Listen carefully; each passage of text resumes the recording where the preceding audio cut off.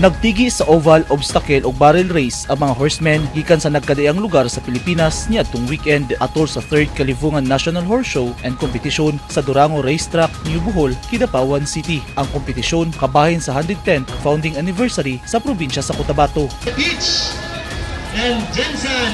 230 ka mga partisipante ang misalmot sa kompetisyon nga gilangkuban sa mga bata ug hamtong. Gikan sila sa 13 ka mga horse club ug association gikan sa Cotabato City, Agusan del Sur, Bohol, Cagayan de Oro, Cebu, Davao, General Santos City, Bukidnon, Misamis Oriental ug Pampanga.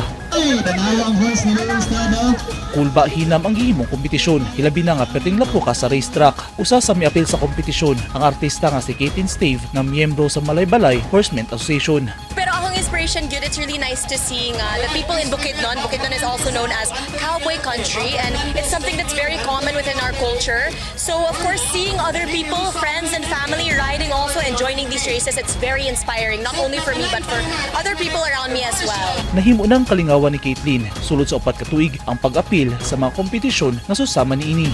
It's really just for fun, just for the experience. Of course, I hope to win, but if I don't, it's still so much fun.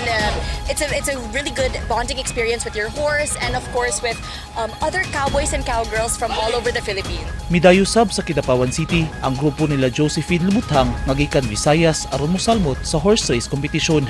Actually, this is our 3rd time to be attending in this horse race here in Cotabato, and we are glad to be here though distance good me kaayo from the place because we are from Tagbilaran City, Bohol. We have to cross the seas and travel by land for more than pila ka hours. Mato ni Josephine nga miyembro sa Bohol Horse Club, dakong hagit kanila ang pag-travel sa ilang mga kabayo matag dunay kompetisyon, hilabi na kung lagyo ang lugar sa ilang apilan ng kompetisyon.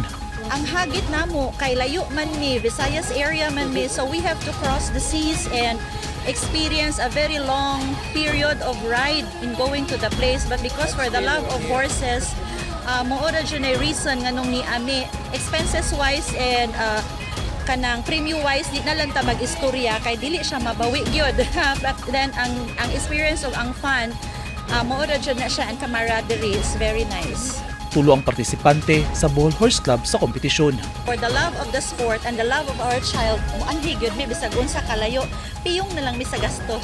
For those who want to join in a competition or an activity like this, you have to have a tough spirit and you have to love the sport, love the horse first, and love the sport, and then of course you have to be fit in order to join the race because this race is irregardless of rain or shine, you really have to go, so the show must go on. Ang obstacle o barrel race dunay tagwalo ka mga kategory, samtang tulo ka kategory sa oval race. Sa matag race, tulo ang mananaog sa matag kategory. Ang National Horse Show and Competition awarding ceremony gihimo Domingo sa gabi.